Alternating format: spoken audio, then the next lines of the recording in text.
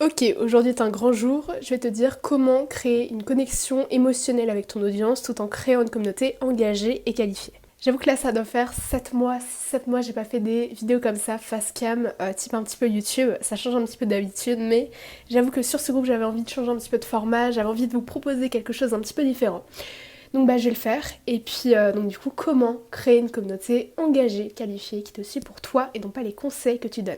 Dans cette vidéo je vais aller à l'essentiel, je vais te dire mes 3 points vraiment essentiels, je vais pas te dire oui créer un groupe WhatsApp, réponds aux messages etc. Non, je vais te dire vraiment l'essentiel, les choses qui vraiment montrent à tes réels à plusieurs milliers de vues. La première étape, ça va être de montrer quels sont les backstage de tes réels. Est-ce qu'il y a des moments avant de poster où tu te sens pas légitime? Est-ce qu'il y a des moments où tu te sens nul? Est-ce qu'il y a des moments où tu te dis ouais mais est-ce que ça ce serait vraiment pertinent? Est-ce qu'on me prendrait vraiment pour une experte, etc. L'objectif ça va être de montrer que t'es un humain comme eux.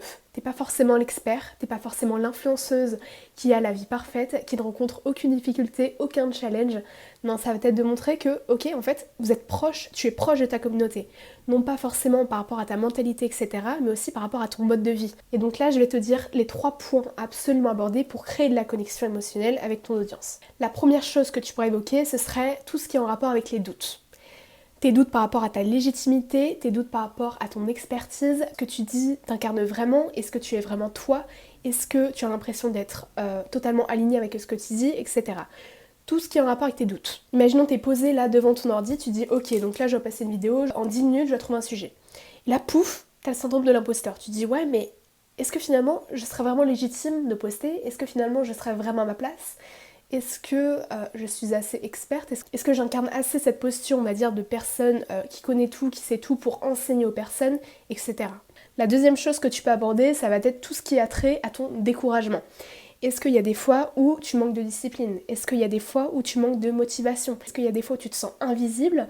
Est-ce que tu as peur parfois que l'on ne voit pas tes réels et que tu te dises ok j'ai fait tout ce boulot pour rien? Etc. etc. N'aie pas peur de dire vraiment ce que tu penses, les choses que tu vis vraiment au quotidien, non pas simplement cette image parfaite, comme je l'ai dit, non pas cette image superficielle de toi qui n'est pas vraie parce que nous sommes des humains, nous rencontrons des difficultés comme tout le monde, donc voilà.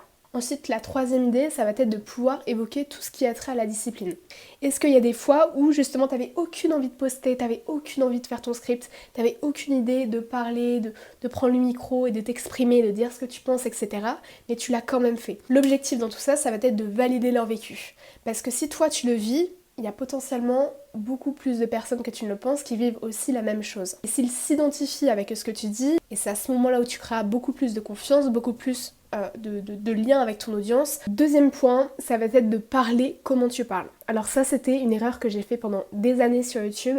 J'essayais justement d'être experte. Vous avez rien à m'enseigner, c'est moi qui vais tout vous enseigner. Non. Parle dans tes réels comme si que tu parlais dans la vraie vie. Si jamais tu bégayes un peu, bégaye un peu. Si jamais tu as des tics de langage, utilise ces tics de langage. Si jamais tu as un certain vocabulaire, utilise ce certain vocabulaire. Il faut arrêter de penser que le contenu propre, le tout beau, tout parfait, ça marche. Je répéterai jamais assez, mais en 2025, avec l'émergence de ChatGPT et de toutes ces choses où on ne sait pas vraiment qu'est-ce qui est vrai, qu'est-ce qui n'est pas vrai, les gens ont besoin de se connecter avec l'humain. Les gens ont besoin de ressentir l'humain. Ils ont besoin de comprendre que tu n'es pas simplement un bot, tu n'es pas une intelligence artificielle, tu es toi. Et ça justement, ça passe par le fait d'accepter d'être imparfait, de montrer ses faiblesses, de montrer que bah oui, parfois tu n'es pas, voilà, tu ne vis pas forcément les choses de manière parfaite. C'est ok. Parce que même moi j'avais fait un test, que ce soit sur YouTube ou à travers mes réels, quand j'utilisais un petit peu ChatGPT, quand j'utilisais ses phrases, ses tournures, son langage, etc., mes vidéos ne fonctionnaient pas. Et justement, ça peut être un peu contre-intuitif, on peut se dire ouais, mais justement, si tu lui demandes d'utiliser ton langage, tes mots de vocabulaire, etc., ça a marché. Non. Je sais pas pourquoi, mais réellement, les gens, ils sentent quand c'est toi ou quand c'est pas toi. Quand je disais vraiment ce que je pense, quand c'était les mots qui me venaient directement à l'esprit, que mes vidéos marchaient vraiment. Donc moi, je vais vous dire, sur vos réels, sur vos vidéos, évitez ChatGPT. Utilisez vous, vos connaissances, vos mots, votre façon de penser. N'essayez pas d'utiliser des mots que vous ne comprenez pas. Soyez totalement authentique, vraiment à 100%. La troisième chose que tu pourrais évoquer avec tes réels, ce serait tout ce qui a trait à l'histoire derrière ta création de contenu. J'en parle beaucoup parfois dans mes vidéos, mais donc du coup j'étais sur YouTube pendant 1 an Et pendant un an, par exemple, j'avais pas parlé à ma famille que je faisais des vidéos, je faisais mes vidéos dans ma chambre comme ça, ici d'ailleurs, bref. Mais voilà, je parle de mon histoire, je dis comment je me sentais à l'époque, est-ce que je ressentais justement ce syndrome de l'imposteur, est-ce que justement je me sentais pas légitime, est-ce que j'avais peur qu'on me prenne pour une folle parce que je faisais des vidéos à 15 ans sur le développement personnel, etc., etc.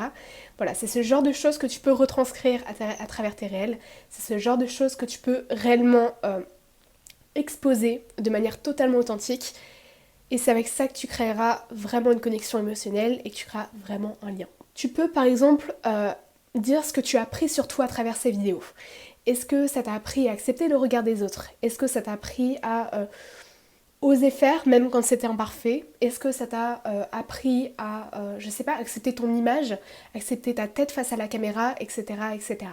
Aussi, tu peux parler de ton histoire, de ton cheminement par rapport à cette création de contenu. Qu'est-ce que tu as compris actuellement que tu n'avais pas compris il y a quelques années? Est-ce que, par exemple, tu avais une stratégie qui était assez particulière? Par exemple, tu faisais que des vidéos sur l'expertise et finalement, au fil du temps, tu as compris que c'était pas ça qui marchait, que c'était pas avec ça que tu crées une connexion émotionnelle, c'était pas avec ça que tu créais une vraie communauté, que tu créais un engagement réel. Voilà. Voilà, cette vidéo est désormais terminée. Elle a été assez rapide. J'avoue que c'était ma première vidéo, peut-être que j'en referai. C'est pas le format que j'aime le plus honnêtement parce que je me sens pas à l'aise comme ça, mais bon, on va voir ça. Dites-moi vos petits retours. Je sais pas si je vais poster cette vidéo sur YouTube. Je ne pense pas, ou je sais pas, je verrai. Après, j'ai rien à perdre à la poster en soi, mais voilà. Merci d'avoir regardé cette vidéo et puis si tu veux passer à l'action avec moi, n'hésite pas à m'envoyer un message sur WhatsApp ou sur Instagram, je réponds à absolument tout le monde. Me dire que tu voudrais te faire aider par moi, que tu aimerais que je t'aide efficacement avec ta création de contenu, créer une communauté engagée, créer une audience qualifiée, qui te suit pour ce que tu es et non pas pour ce que tu donnes comme conseil. Bah dis-moi tout et puis on commence.